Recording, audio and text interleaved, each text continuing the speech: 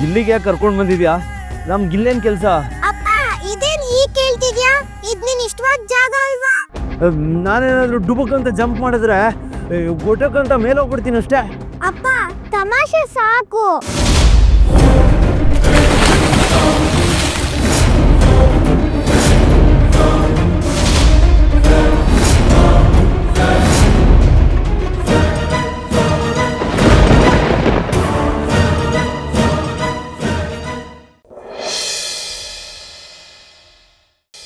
ರಾಜ ಆಗಬೇಕು ಅಂತಂದ್ರೆ ರಾಜನ್ನೇ ಹೊಡಿಬೇಕು.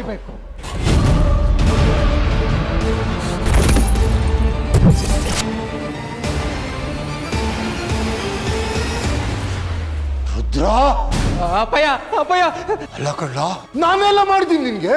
ನಾನು ಅದನ್ನೇ ಕೇಳ್ತವ್ನಿ. ನನ್ಗೆ ಏನ್ ಮಾಡಿದ್ದೆ ನೀನು? ಮಾಡುತ್ತಿಲ್ಲ ಆ ಸಂಕ್ರಂಗೆಯ. ಏಯ್ ದಡ್ಡ, ನನಗಿರೋ ವಾರಸ್ದಾರ ನೀನೊಬ್ನೇ ಕಳ್ಳ. ಆ ಸಂಕ್ರ ನನ್ನ ಮಗನೇ ಅಲ್ಲ ಕಳ್ಳ.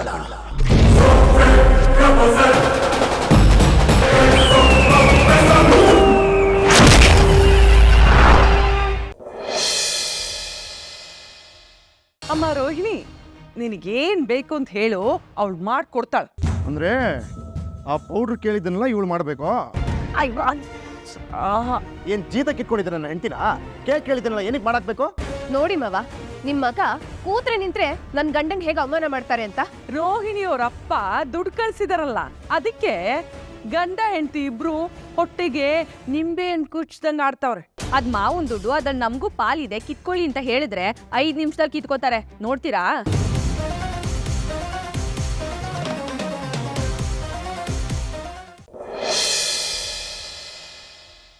ಎಲ್ಲಾರ್ಗೂ ತಿಂತ ತಿಂತ ಹೊಟ್ಟೆ ತುಂಬುತ್ತೆ ಅನ್ನೋದೇ ಈ ರುಚಿ ನೋಡು.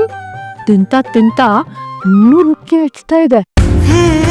ಮಧ್ಯಾಹ್ನ ಊಟ ಮಾಡೋವಾಗಲೇ ಗೊತ್ತಾಯ್ತು ಇದು ಸಂಗೀತ ಕೈ ರುಚಿ ಇಲ್ಲ ಅಂತ. ಇದು ನಮ್ಮ ಶಾರದಾ ಕೈ ರುಚಿ ಇದ್ದಲ್ವಾ?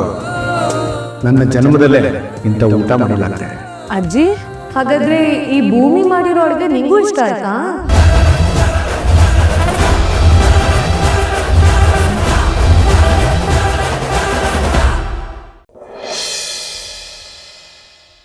ಕೈ ಮುಟ್ಟು ಹೇಳ್ಕೋತಿದ್ದೆ, ಹೇಗಾದ್ರೂ ವಿಕ್ರಮ್ನ ಕಾಪಾಡಿ ನನ್ನ ಜೀವನ ಪರ್ಯಂತ ನಿಮಗೆ ಋಣಿಯಾಗಿರ್ತಿತ್ತು. ವೇದವ್ರೆ, ನಾನು ನಿಮ್ಗೋಸ್ಕರ ಎಷ್ಟು ರಿಸ್ಕ್ ತಗೋತಾ ಇರೋದು. ನಾನು ಹೇಳೋದು ಅರ್ಥ ಮಾಡ್ಕೊಳ್ಳಿ. ಮನೆಗೆ ಹೋಗಿ.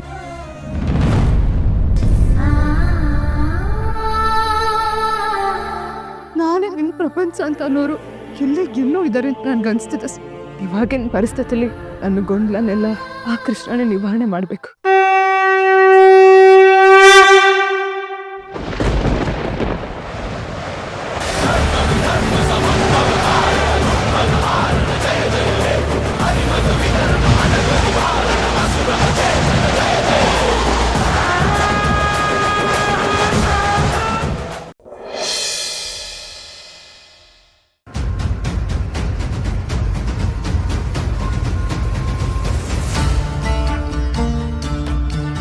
ಎಲ್ಲಿ ಹೋಗಿದ್ರಿ ಅತ್ತೆ? ಯಾಕೆ ಹೀಗೆ ಮಾಡ್ತೀರಾ? ನಿಮ್ಗೋಸ್ಕರ ನಾವು ಎಷ್ಟು ಹುಡ್ಕಾಡ್ವಿ ಗೊತ್ತಾ? ಮನ್ಸಿಗೆ ಯಾಕೋ ತುಂಬ ಬೇಜಾರಾಗ್ತಿತ್ತು ಅಭಿ. ಅದಕ್ಕೆ ಒಬ್ಬಳೇ ಇದ್ಬಿಡೋಣ ಅಂತ ಹೋಗಿದ್ದೆ. ಹಾಗೆ ಒಬ್ಬರು ಹಳೆ ಸ್ನೇಹಿತರು ಸಿಕ್ಕಿದ್ರು, ಅವರನ್ನು ಮಾತಾಡಿಸ್ಕೊಂಡು ಬಂದೆ.